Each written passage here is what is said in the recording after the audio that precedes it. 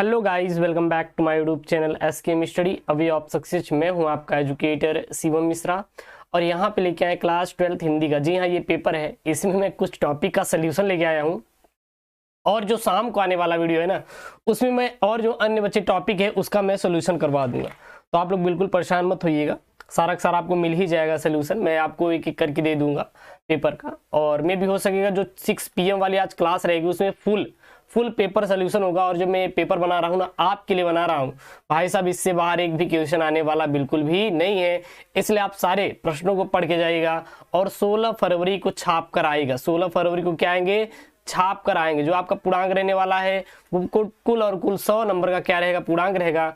Time आपको 3 घंटे 15 minute का दिया जाएगा। जी हाँ, आपका केवल प्रश्न पत्र है, ठीक है ना। ये 2023 के लिए भाई साहब छापने वाला क्वेश्चन है, आप लोग छाप लीजिएगा। और छापना कहाँ पे है? दिमाग में अपने छापना है, ठीक है ना। बहुत ज्यादा आपको स्ट्रेस नहीं लेना है, ये नहीं कि बहुत ज्यादा आपको परेशान हो जाना है, अरे नहीं हम तो कुछ पढ़े ही नहीं, हम क्या लिखेंगे। तो ऐसा कुछ भी नहीं, आराम से आप लोग क्या करिएगा, जाइएगा और वहां पे बैठिएगा, फिर वहां पे एक एक करके प्रश्न पत्र को सॉल्व करना शुरू करेंगे। जो आपको प्रारंभ के 15 मिनट मिलेंगे वो प्रश्न पत्र पढ़ने के लिए क्या रहेंगे? निर्धारित रहेंगे। प्रारंभ के जो 15 मिनट मिलेंगे वो क्या मिलेंगे? वो प्रश्न पत्र को पढ़िए। अब प्रश्न पत्र पढ़ने का मतलब ये नहीं है कि आप उसको पढ़ते रहिए, नहीं, आपको समझना है कि सबसे पहले वाले प्रश्न को कौन करना है, यानी सबसे first impression the last impression. बात समझिएगा, पहला ही इंप्रेशन एग्जामिनर के ऊपर बहुत बड़ा प्रभाव डालता है। तो आपको ये समझना है कि हम कौन से पहले प्रश्न को करें ताकि एग्जामिनर को वो चीज अच्छा लग जाए, ठीक है ना, और वो मुझे अच्छा नंबर दे दे। क्योंकि एग्जामिनर पास इतना टाइम नहीं रहता कि आपके हर एक पेज को चेक करेगा, हर एक पेज को खोल नहीं, बस वो फर्स्ट और लास्ट लाइन देखता है, फिर आपका नंबर देता हुआ चला जाता है फटाफट। तो कोशिश करिएगा बेहतर से बेहतर परफॉर्मेंस करने का।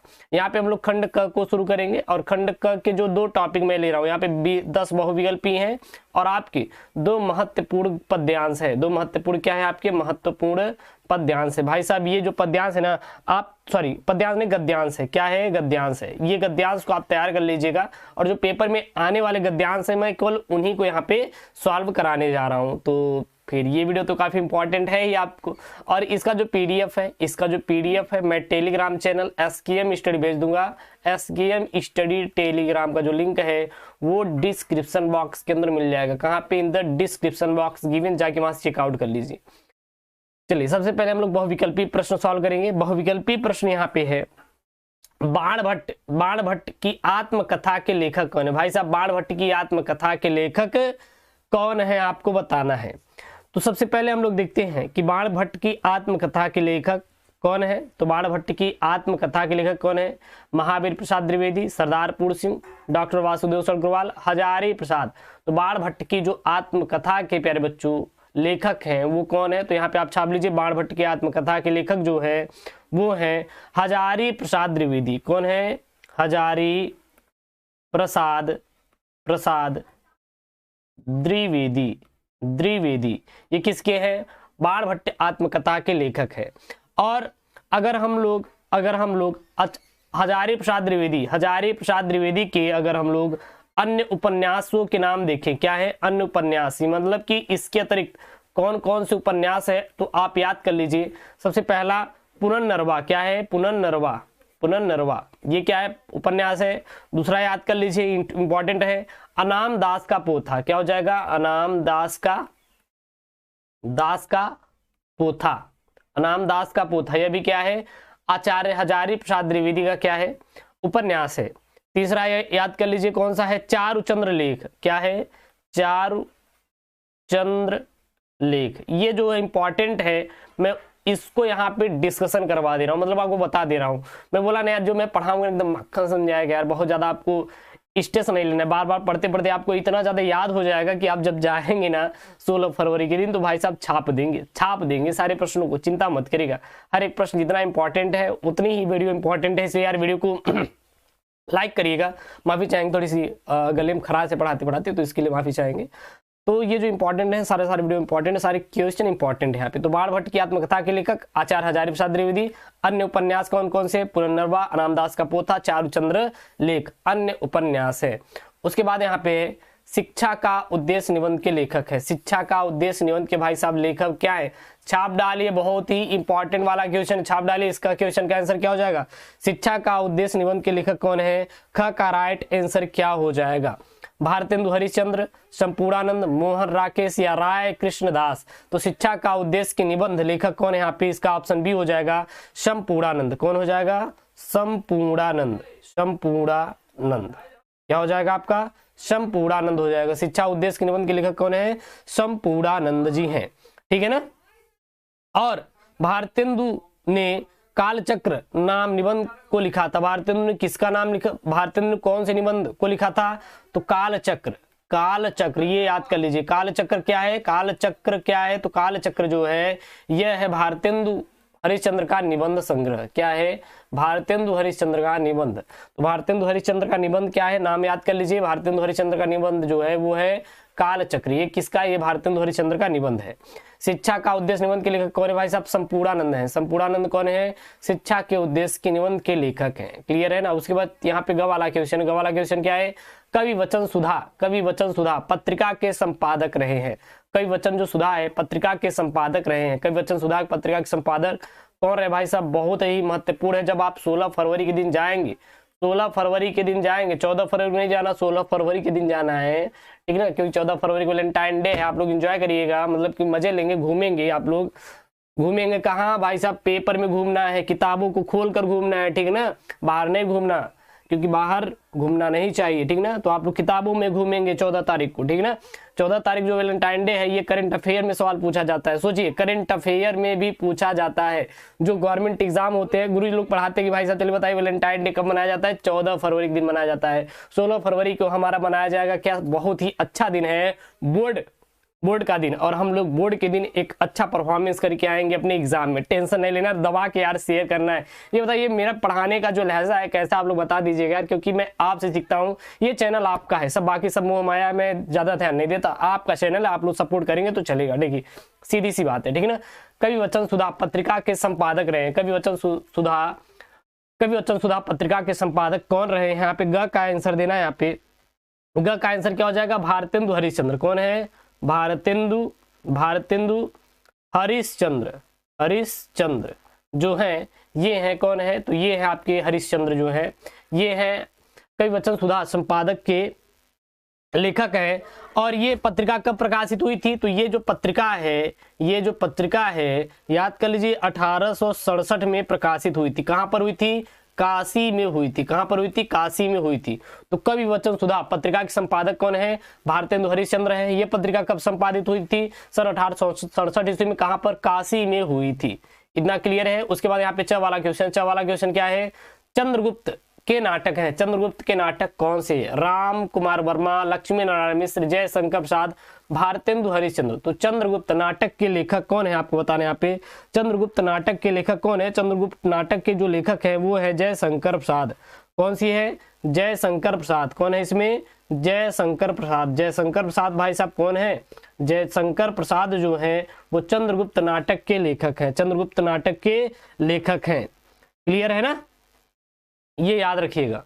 उसके बाद यहाँ पे रानी केतकी की कहानी के लेखक कौन है? भाई साहब रानी केतकी कहानी के लेखक कौन है आपको बताना है।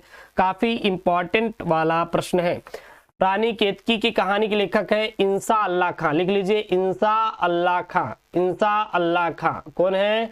रानी केतकी कहानी के लेखक है। इनके अन्य जो रचनाएं हैं लिख लीजिए कौन कौन से हैं? उदयभान। कौन सी हैं? उदयभान इनकी अन्य रचनाएं हैं। और सॉरी उदयभान चरित और दीवाने फारसी। और क्या है? दीवाने फारसी। और कौन है? और है मास नमी शिकारनामा। क्या है? मास नमी शिकारनामा। क्लियर है। उसके बाद यहाँ पे दूसरा का क है। दूसरा का देखिए, पहला का 5 प्रश्न रहेंगे, 5 बहुविकल्पी, 5 अंक मिलेंगे, ये पहला वाला। और दूसरे में भी कितने रहेंगे? 5 बहुविकल्पी रहेंगे, 5 अंक मिलेंगे। तो टोटल अगर देखेंगे तो कितना हो जाएगा आपके पास? 10 अंक हो जाएगा। टोटल कितना हो जाएगा आपके पास? 10 अंक हो जाएगा। यहाँ पे क्या विनय पत्रिका के रचनाकार कौन है? भाई साहब विनय पत्रिका के रचनाकार कौन है? आपको बताना है तुलसीदास, कबीरदास, सूरदास, जायसी। तो विनय पत्रिका के रचनाकार कौन है आपको बताना है। विनय पत्रिका के जो रचनाकार है नोट कर लीजिए, वो है तुलसीदास। कौन है भाई साहब? तुलसीदास। तुलसीदास कौन है? विनय पत्रिका के रचनाकार है। विनय पत्रिका के रचनाकार कौन है? तुलसीदास जी हैं। यह गीति काव्य है। यह क्या है? तो यह गीति काव्य है। यह क्या है? तो यह एक गीति काव्य है। और विनय पत्रिका की रचना किस भाषा में हुई है? तो इसकी जो भाषा है, ये जो भाषा है वो ये ब्रज भाषा में, किसी हुई है? ब्रज भाषा में हुई है। मैं बोलता हूँ ना कि जो मैं आपको पढ़ाऊंगा ना बहुत ही चौचक पढ़ाऊंगा भाई साहब। बहुत होंगे टीचर्स, हम उनका सम्मान करते, अच्छे से पढ़ाते हैं, लेकिन हमारा जो पढ़ाने का लहजा रहेगा ना थोड़ा सा मैं आपको यूनिक दूंगा यार, एज अ फ्रेंडली। यार आप हमारे दोस्त हैं, जब दोस्त बना के पढ़ेंगे ना यार तो जो पढ़ने का तरीका होता है ना बदल जाता है यार, ठीक है ना। एकदम लाइक एकदम ब्रदर्स, भाई भाई ऐसे पढ़ाएंगे, चिंता मत करिए, एकदम यार मजे से, क्योंकि हम जब मजे लेके पढ़ाते हैं ना तो आपके दिमाग में घुस जाता है। क्लियर है ना? मैं आपका सर हूँ लेकिन एज अ फ्रेंड हम लोग पढ़ेंगे ताकि आपको वो चीजें समझ में आए और जो रिलेशन हो एक मस्त बना रहे हम लोगों के बीच, है कि नहीं भाई साहब? दबा के शेयर करिएगा, ठीक है। चलिए उसके बाद यहाँ पे है कामायनी किस युग की रचना है। अगर आपको कोई डाउट है ना, अगर आप समझ नहीं यार पूछिए यार, दिल खोल के पूछिए, मैं बैठा हूँ ना, कमेंट का रिप्लाई दे दूंगा आपका, चिंता मत करिएगा। जाके देखिए कमेंट का रिप्लाई हर बच्चे का देता हूँ, तो सारे कमेंट मैं पढ़ता हूँ और पूरे कमेंट का रिप्लाई दूंगा। 16 फरवरी के दिन आपको स्ट्रेस नहीं लेना है, बहुत चौचक आपको करके आना है। कामायनी किस युग की रचना है? द्विवेदी युग, छायावाद, उत्तर युग, छायावादी युग या भारतेंदु युग काल। तो कामायनी किस युग की रचना है आपको बताना है। यहाँ पे ख का राइट आंसर क्या हो जाएगा? सी हो जाएगा, छायावादी युग। क्या हो जाएगा? छायावादी युग हो जाएगा, छायावादी युग। कामायनी किस युग की रचना है? छायावादी युग की रचना है। दबा के भाई साहब लाइक कर दीजिए और अपने दोस्तों के साथ शेयर कर दीजिए। भाई साहब चैनल को यार सब्सक्राइब नहीं किए यार, प्लीज यार हम्बल रिक्वेस्ट है यार, चैनल को सब्सक्राइब कर लो यार भाई, बाद में चाहे सब्सक्राइब कर देना, बोर्ड तक आपको सब्सक्राइब करके रखना है। क्लियर है ना? तो ये नोट कर लीजिए, छायावादी किस युग की रचना है। तो छायावादी जो है यह कामायनी जो है, कामायनी किस युग की रचना है? छायावादी युग की रचना है। अब कामायनी के लेखक कौन है? नोट कर लीजिए, कामायनी जो है, कामायनी के लेखक कौन है?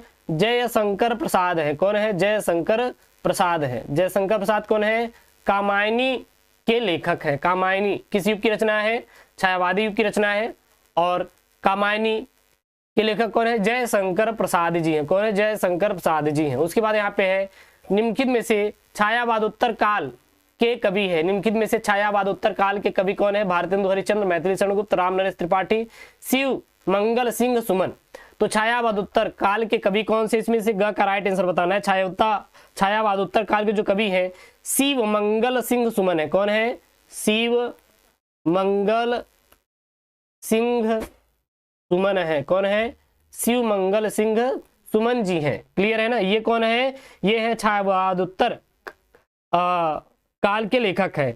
और वहीं पे द्विवेदी युग के लेखक कौन है? तो द्विवेदी युग के जो है मैथिली शरण गुप्त और राम नरेश त्रिपाठी। मैथिली शरण गुप्त और राम नरेश त्रिपाठी, ये है द्विवेदी युग के। लिख लीजिए द्विवेदी युग के कौन कौन से हैं। तो जो द्विवेदी युग के हैं वो है मैथिली शरण गुप्त, सॉरी हाँ मैथिली शरण गुप्त। यहाँ पे जस्ट सेकेंड, यहाँ पे मैथिली शरण गुप्त और राम नरेश त्रिपाठी ये किसके हैं? द्विवेदी युग के हैं। और भारतेंदु हरिश्चंद्र कौन है? तो भारतेंदु हरिश्चंद्र भारतेंदु युग के हैं। किसके हैं? भारतेंदु युग के हैं। ये नोट कर लीजिए ये पॉइंट में, क्योंकि ये आपके क्वेश्चन पूछ लेता है, बोर्ड में बोल देगा कि भारतेंदु युग के लेखक कौन है। तो भारतेंदु युग के भारतेंदु हरिश्चंद्र है, मैथिली शरण गुप्त, राम नरेश त्रिपाठी द्विवेदी युग के, शिव मंगल सिंह सुमन किसके भाई साहब? छायावादोत्तर काल के। किसके हैं? छायावादोत्तर काल के। उसके बाद यहाँ पे घ वाला है, हिंदी साहित्य में किस काल को श्रृंगार काल कहा जाता है? हिंदी साहित्य में किस काल को भाई साहब श्रृंगार काल कहा जाता है? यहाँ पे तो हिंदी साहित्य को किस काल को श्रृंगार काल कहा जाता है? तो रीतिकाल, जो रीतिकाल है, कौन सी? रीतिकाल को हम लोग श्रृंगार काल कहते हैं। क्या कहते हैं? रीतिकाल को श्रृंगार काल कहते हैं। और रीतिकाल को श्रृंगार काल किसने की कहा था? रीतिकाल को श्रृंगार काल किसने कहा था? तो आचार्य विश्वनाथ मिश्र भाई साहब, आचार्य विश्वनाथ मिश्र जो थे वो बोले कि जो ये श्रृंगार काल है, रीति काल है, इसको श्रृंगार काल कहते हैं। ऐसा किसने बोला था? विश्वनाथ मिश्र ने बोला था। आचार्य विश्वनाथ मिश्र ने क्या बताया था? कि रीति काल ही श्रृंगार काल के नाम से जाना जाएगा। यानी कि रीति काल को श्रृंगार काल किसने कहा था? आचार्य विश्वनाथ मिश्र ने कहा था। मोहन राकेश रचनाकार है। देखिए अब देखिए यही क्वेश्चन बना है ऊपर, देखिए अगर हम यहाँ देखिए मोहन राकेश के बारे में पूछा गया है, और यहाँ पर भी देखिए छायावाद उत्तर कौन से, यहाँ पे मैथिली शरण गुप्त, रामनरेश त्रिपाठी, ये द्विवेदी युग के हैं, शिवमंगल सुमन, छायावादी युग के, भारतेंदु युग के कौन है, भारतेंदु हरिश्चंद्र है। लेकिन यहाँ पर भी पूछा गया है कि मोहन राकेश रचनाकार है, मोहन राकेश रचनाकार किस युग के हैं, भारतेंदु युग के, द्विवेदी युग के, शुक्ल युग के, या फिर शुक्लोत्तर युग के। तो भाई साहब मोहन राकेश है ना, ये शुक्लोत्तर युग के हैं। किसके हैं? शुक्लोत्तर युग के हैं, शुक्लोत्तर युग के हैं। कौन है?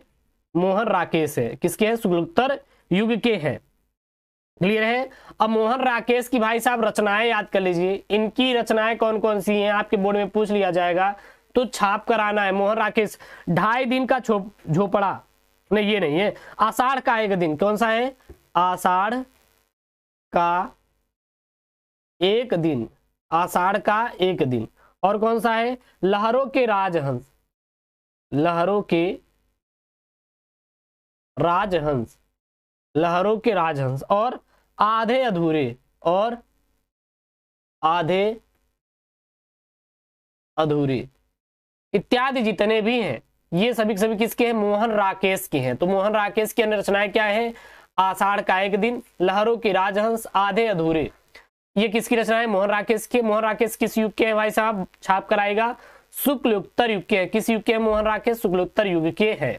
क्लियर है ना? अब ये तो आपको बहुविकल्पी हो गया। अब आएगा गद्यांश। कितने नंबर का आएगा? 5 प्रश्न रहेंगे, 2 अंक एक प्रश्न का मिलेगा, टोटल 10 नंबर का आपका क्या रहने वाला है? आपका गद्यांश रहने वाला है। भाई साहब इसमें मैंने 2 गद्यांश दिया है, 2 गद्यांश दिया है। ये गद्यांश आप रट लीजिए और देखिएगा आप छाप कर पेपर में आएंगे, छाप कर पेपर में 10 नंबर आएंगे। ठीक है ना? सबसे पहले गद्यांश देख लीजिए क्या है।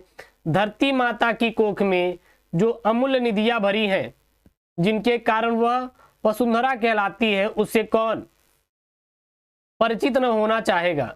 लाखों करोड़ों वर्षों से अनेक प्रकार की धातुओं को पृथ्वी के गर्भ में पोषण मिला है। दिन रात बहने वाली नदियों ने पहाड़ों को पीस पीस कर अगणित प्रकार की मिट्टियों से पृथ्वी की देह को सजाया है। हमारे भावी आर्थिक अभ्युदय के लिए इन सब की जांच पड़ताल करना अत्यंत आवश्यक है, और पृथ्वी की गोद में जन्म लेने वाले जड़ पत्थर कुशल शिल्पियों से सवारे जाने पर अत्यंत सौंदर्य के प्रतीक जाने जाते हैं। नाना भांति के अनगढ़ नग विंध्य की नदियों के प्रवाह में सूर्य की धूप से चिलकते रहते हैं, और उनको जब चतुर कारीगर पहलदार कटाव पर लाते हैं, तब उनके प्रत्येक घाट से नई शोभा और सुंदरता फूट पड़ती है, और वे अनमोल हो जाते हैं। अब यहाँ पे क्या ये गद्यांश है भाई साहब, 10 नंबर का गद्यांश है। ट्रिक अप्रोच बताऊंगा विदाउट पेन एंड पेपर। भाई साहब विदाउट पेन एंड पेपर करके आएंगे, मैं बता रहा हूँ ना, विदाउट पेन एंड पेपर करके आएंगे। एक बार आप लोग जोश में बताइए कि हाँ हमें भी पास होना है, हमें भी 95 स्कोर करना है हिंदी में। यार कोई दम ही नहीं हिंदी में, पढ़ लो यार, काम खत्म। आप बस दिमाग को स्थायी करके जो यहाँ पे मैं बताने जा रहा हूँ उस पर ध्यान दीजिएगा, और आपको कुछ भी करने की एक्स्ट्रा जरूरत बिल्कुल भी नहीं है। मैं आपको ढूंढने का तरीका भी बता दूंगा कि आपको पाठ का शीर्षक किस प्रकार से ढूंढना है और लेखक को किस प्रकार से याद करना है। पहली बात तो जितने भी आपके हैं, जितने भी आप गद्यांश में जो भी पाठ है, जैसे अशोक का फूल है, भाषा और आधुनिकता है, राष्ट्र का स्वरूप है, ये सारा का सारा आप क्या करेंगे भाई साहब, इसको आप रट लीजिए, इसके लेखक रट लीजिए। ठीक है ना? लेखक याद रहेंगे तो आप पाठ का शीर्षक, आप पाठ का नाम बता देंगे ऐसे ही, उसकी चिंता मत करिएगा। अब देखिए इसमें ऐसा कुछ ट्रिक्स ढूंढिए जिससे आपको पता हो चले कि हाँ सच में ये इसी पाठ से लिया गया है। अब हम नीचे क्वेश्चन भी देख लेंगे। क्वेश्चन का आंसर यहाँ देखिए, क्वेश्चन का आंसर यहाँ पे दिया गया है। तो देखिए यहाँ पे अमूल्य निधियां है, पृथ्वी को वसुंधरा, पृथ्वी को देह, हाँ, और फिर यहाँ पे देखेंगे तो ढेर सारे हैं।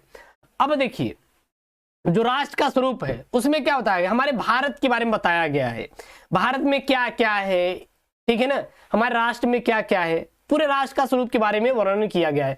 जब राष्ट्र के स्वरूप के बारे में वर्णन किया गया तो इसमें पेड़, पहाड़, पत्थर, बहुत सारी पृथ्वी भी आई। तो ये किस में है? ये राष्ट्र का स्वरूप है। तो जाहिर सी बात है आप सीधा बता देंगे कि ये राष्ट्र का स्वरूप है। क्या है? राष्ट्र का स्वरूप है। पाठ का शीर्षक क्या है? राष्ट्र का स्वरूप है। अब राष्ट्र के स्वरूप के रचनाकार कौन है? तो राष्ट्र के स्वरूप के जो रचनाकार है वो है डॉक्टर वासुदेव शरण अग्रवाल। कौन है? डॉक्टर वासुदेव शरण अग्रवाल। ये राष्ट्र के स्वरूप से है और इसके रचयिता कौन है? डॉक्टर वासुदेव शरण अग्रवाल जी हैं। क्लियर है ना? अब यहां से क्वेश्चन बनेंगे। देखिए पहले तो यहाँ पे मैं क्वेश्चन का लिखवाया हुई हूँ आंसर, लेकिन साथ ही साथ आपको मैं आंसर ढूंढना है बता दूंगा कि आपको एग्जाम में जाके किस प्रकार से आंसर ढूंढना है, क्योंकि ये सबसे बड़ा टास्क होता है उसको करना। और मैं करने का तरीका बता दे रहा हूँ, आपको परेशान नहीं होना है। करने का तरीका मैं बता दे रहा हूँ, आप बस जाकर ढूंढ के करिएगा। सबसे पहला यहाँ पे अमूल्य निधियां कहाँ से भरी हैं?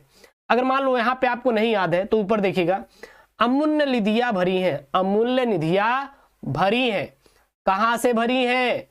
धरती माता की कोख में जो अमूल्य निधियां भरी हैं। भाई साहब अमूल्य निधियां कहां भरी हैं? तो धरती माता की कोख में अमूल्य निधियां भरी हैं। पहले का यही आंसर हो जाएगा। अब देखिए बना के लिखा गया है, लेखक के अनुसार हमारी धरती के गर्भ में अमूल्य निधियां भरी हैं। गर्भ यानी कि कोख, कोख मतलब गर्भ बोला जाता है, ठीक है ना? तो इसका आंसर कितने आराम से आप आसानी से दिलिए। उसके बाद नीचे चले जाएंगे, यहाँ पे पृथ्वी को वसुंधरा क्यों कहते हैं? पृथ्वी को वसुंधरा क्यों कहते हैं? अब वसुंधरा कहाँ पे? यहाँ पे देखिए, पृथ्वी को वसुंधरा क्यों कहते हैं? धरती माता की कोख में जो अमूल्य निधियां भरी हैं उसके कारण वह वसुंधरा कहलाती है। देखिए दूसरे का भी आंसर आपको यहीं पे मिल गया, तो आपको कहीं ढूंढने की जरूरत पड़ी क्या? ढूंढने की जरूरत पड़ी क्या? मैं आपसे पूछ रहा हूं। तो काहे के लिए आप चिंता कर रहे हैं?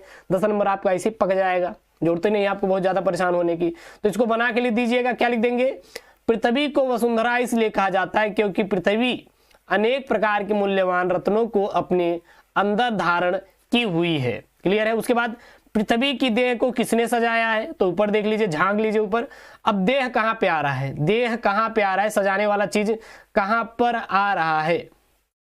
तो यहाँ पे देखिए पृथ्वी की देह यहां पर आ रंग नहीं, जहां पे मेरा पेन है मेरे ऊपर शकल मेरी मत देखिए, वहां पे देखिए मेरी शकल में कुछ नहीं रखा है, ठीक ना? यहाँ पे देखिए लाडलो, दिन रात बहने वाली नदियों ने पहाड़ों को पीस पीस कर अगणित प्रकार की मिट्टियों से पृथ्वी की देह को सजाया। यहाँ पे पीस पीस कर रहेगा, पीस पीस कर, ठीक है ना? दिन रात बहने वाली नदियों ने पहाड़ों को पीस पीस कर अगणित प्रकार की मिट्टियों से पृथ्वी की देह को सजाया है। ये तीसरे वाले का क्या हो जाएगा भाई साहब? आंसर हो जाएगा। तो अभी इसी को बना के लिख दीजिए। क्या लिख देंगे? पृथ्वी की देह को पहाड़ों से बहने वाली नदियों और साथ ही नदियों के साथ बहा कर लाने वाली उपजाऊ मिट्टी और धरती पर उगने वाले सुंदर वृक्ष, ये सभी वस्तुएं धरती को सजाया समारा है। क्लियर है? उसके बाद रेखांकित अंश की व्याख्या करना है। रेखांकित अंश कहां से कहां तक है?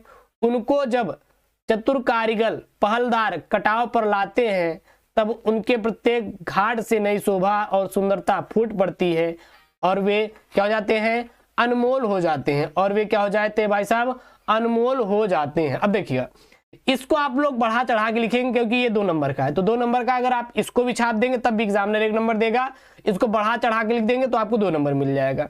अगर गद्यांश 10 नंबर है तो इसमें से 8 नंबर मिनिमम फिक्स होता है, नहीं तो 9 नंबर आपका 100% श्योर है आपको मिल जाता है। क्लियर है ना? 9 नंबर आराम से आपको मिल जाता है, तो इसकी चिंता मत करिएगा, यहाँ से आप लहा लेंगे नंबर।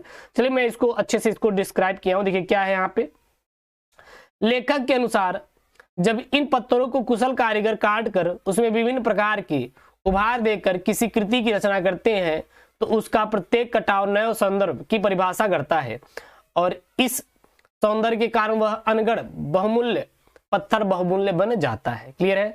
पाठ का शीर्षक और लेखक नाम मैंने पहले बता दिया। प्रस्तुत पद्यांश डॉक्टर वासुदेव शरण अग्रवाल द्वारा लिखित राष्ट्र के स्वरूप निबंध से क्या उद्धृत है, लिया गया है। पाठ का शीर्षक क्या है? राष्ट्र का स्वरूप, और लेखक वासुदेव शरण अग्रवाल। अब ये भाई साहब हैं, तो ये तो आप कर लीजिएगा, ये कर लीजिएगा। और यहाँ से देखिए मैट्रिक बता ही दिया अप्रोच, तो इसको आप कर लेंगे। एक कुछ चीजें मैं आपको दूंगा टास्क रूप में करने के लिए, आप ढूंढ के करिएगा। इसका स्क्रीनशॉट कर लीजिए, इसको ढूंढ के करिएगा, ठीक है ना? इसको आपको ढूंढ के करना है, अपने से करिएगा। बाकी इसका मैं नीचे आंसर दे रहा हूँ। देखिए जैसे यहाँ क्वेश्चन पूछा गया है, इसको पहले आप ढूंढिएगा। इसको आप जो आपका क्वेश्चन बैंक होगा वहां से आप कर लीजिएगा, ये इंपॉर्टेंट है। इसको आप खुद करेंगे तो ज्यादा रहे, प्रैक्टिस के लिए मैं दे रहा हूँ। मैं खास तौर से युवा छात्रों से ही क्यों मिलता हूं? अब भाई साहब युवा छात्र मतलब समझ लीजिए कि एपीजे अब्दुल कलाम थे, वो युवाओं से बहुत मिलते थे, तो एपीजे अब्दुल कलाम का ही है ये। नीचे देखिए तो नीचे देखिए यहाँ पे नीचे क्या है? पाठ का शीर्षक क्या है? एपीजे अब्दुल कलाम जी है। और पाठ का नाम क्या है? हम और हमारा आदर्श है। पाठ का नाम क्या है? हम और हमारा आदर्श है। तो इसको आप अपने से करिएगा। लेखक युवा छात्रों से ही क्यों मिलता है? आप किन चीजों के पाने का हक रखते हो? उपयुक्त पंक्तियों से क्या प्रेरणा मिलती है? रेखांकित अंश की व्याख्या कीजिए। और नीचे यहाँ पे पाठ का शीर्षक और लेखक का नाम, तो इसको आप खुद करिएगा। चलिए मैं यहाँ पे पद्यांश करवाने जा रहा हूँ भाई साहब। ये पद्यांश आपका 10 नंबर के बोर्ड में पूछा जाएगा। कितने नंबर का पूछा जाएगा आपके बोर्ड में? तो ये बोर्ड में आपके 10 नंबर का पूछा जाएगा। कितने नंबर का पूछा जाएगा? तो 10 नंबर का पूछा जाएगा, 10 अंक का। भाई साहब छापने वाला प्रश्न है, छाप डालिए। जो छापने वाले क्वेश्चन होते हैं उसको आपको छाप डालना है, ठीक है ना, छोड़ना नहीं है। यहाँ पे है नीले फूले कलम दल सी गात की श्यामलता, पीला प्यारा वसन कटी में फबीला, यहां से लेके यहां तक है। अब यहाँ पे आपको बताना है, सबसे पहला क्वेश्चन है, राधा पवन से कृष्ण को पहचानने के लिए क्या उपाय बताती है? यानी कि जो राधा है वो पवन से दूध बना के भेजती है ना पवन को, क्या उपाय बताती है? तो इसमें इसका आंसर क्या हो जाएगा? इसका आंसर लिख लीजिए। राधा पवन से कहती है, पवन कृष्ण सांवले रंग के हैं और वे अपनी कमल पर पीला वस्त्र धारण किए हुए हैं और उनके माथों पर लटकती बालों की एक लट उनके मुख की शोभा में वृद्धि करती है। ये सभी गुण आपको कृष्ण की ओर आकर्षित करेगा। यहाँ पे देखिए, यहाँ पे नीले फूले कमल दल सी गात की श्यामलता, प्यारा पीला वसन कटी में पहनते हैं फबीला। यानी कि आप कह सकते हैं कि उनके जो है वो कमर पीले पर वस्त्र पहनते हैं, यानी कि अपने कमर पर पीला वस्त्र धारण करते हैं, माथे पर जो बालों की लटा लटकती रहती है। उसके बाद यहाँ पे है अलग और सकल शब्द का अर्थ होता है, ये अलग शब्द का अर्थ होता है निराकार और सकल का होता है कुल या फिर समस्त होता है। क्लियर है? उसके बाद यहाँ पे कलम सी सॉरी कलम करसी में कौन सा अलंकार है? कलम कलम करसी में उपमा अलंकार है। रेखांकित अंश की आपको भावार्थ लिखना है, यानी कि व्याख्या करना है। दो कंधों में वृषभ वर से हैं, बड़े ही सजीले, लंबी बाहें कलम कर शक्ति की है पेटिका है, कर शक्ति की पेटिका है। तो इसका क्या हो जाएगा? यहाँ पे लिखेंगे, राधिका कहती है, हे पवन कृष्ण के दोनों कंधे श्रेष्ठ सांड के कंधे के समान विशाल, जो एक होता है ना जो गाय की होती है, गाय में मेल कैंडिडेट होता है, उसके समान विशाल बलिष्ठ है और उनकी दोनों भुजाएं हाथी के सूंड के समान शक्ति की पिठारी सी है। पाठ का शीर्षक और कभी नाम बताना है। पाठ का शीर्षक क्या है? पवन दूत क्या है और इसके लेखक कौन है? हरियोध है, मतलब कि अयोध्या सिंह उपाध्याय यानी कि हरियोध जी हैं। तो यहाँ पे मैं पूरा का पूरा कह सकते हैं क्लास 12 हिंदी का पेपर बना के लेके आया हूँ विद सोल्यूशन। बाकी नेक्स्ट इसके टॉपिक हम नेक्स्ट वीडियो में बना देंगे, क्योंकि आप लोग बोर हो जाते हैं, तो दो इसको पार्ट में करेंगे तो ज़्यादा बेहतर तरीके से आप समझ पाएंगे, कर पाएंगे। नेक्स्ट वीडियो के लिए तैयार रहिएगा। अब मैं आपको हो सकेगा कि तो आज 3 बजे तक मिल जाएगा, नहीं तो 6 PM पर आप तैयार रहेगा। 6 PM पर आज शाम को क्लास हिंदी की मिल जाएगी, चिंता मत करिएगा, ठीक है ना। और यार वीडियो को लाइक करिएगा। इसका PDF जाके टेलीग्राम चैनल SKM स्टडी से डाउनलोड कर लीजिए और SKM स्टडी टेलीग्राम का लिंक डिस्क्रिप्शन बॉक्स के अंदर है। ओके दोस्तों, थैंक यू, जय हिंद।